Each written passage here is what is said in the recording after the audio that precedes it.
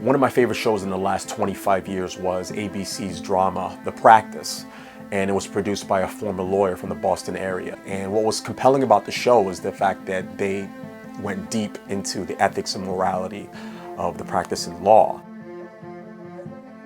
Another thing that made the show interesting is that the defense attorneys would prepare their clients for the cross-examination in an intense way through honesty, where it was like they knew the prosecutors so well because they had gone against them so much that it's like, okay, this is what they're going to do, this is what they're going to say. It would get so intense that their own clients would get offended at, it's like, you're my lawyer, why are you speaking to me this way? No, I'm preparing you for what's going to happen. This is a life or death situation.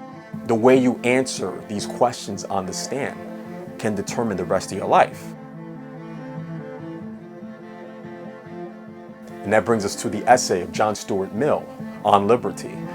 He was a 19th century scholar, and he spoke about how knowing the other side of the argument, knowing why you believe what you believe. You can't just go along with the crowd and say, okay, I believe this. No, you need to understand the other side.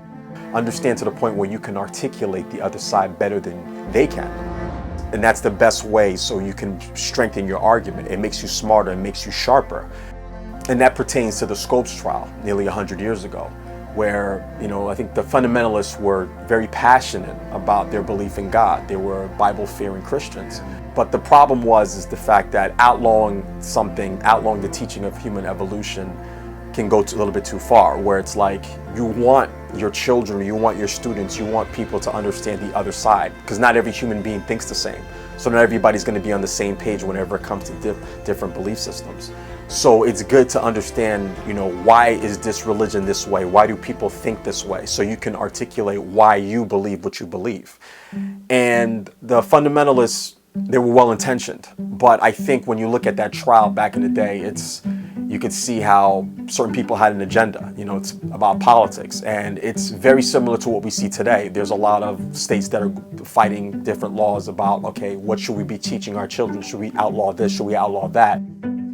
You want children to learn. You want them to develop their skills. You want them to understand why they should believe a certain way. And what happens is when you open up those doors, it creates debate. When you talk about human evolution and Darwinism, you can explore so many things, so many philosophers, so many scholars believed in science. You can go all the way back to the Enlightenment. You can go back to, okay, the Reformation, how the Reformation's connected. And these people are battling and feuding over this thing about human evolution versus Christianity, the fundamentalists versus the modernists. But I think that just reading about that trial, it opens up doors. And imagine if, when teachers say, okay, I'm going to give you this argument, we're going to study this, but next week we're going to study the other side.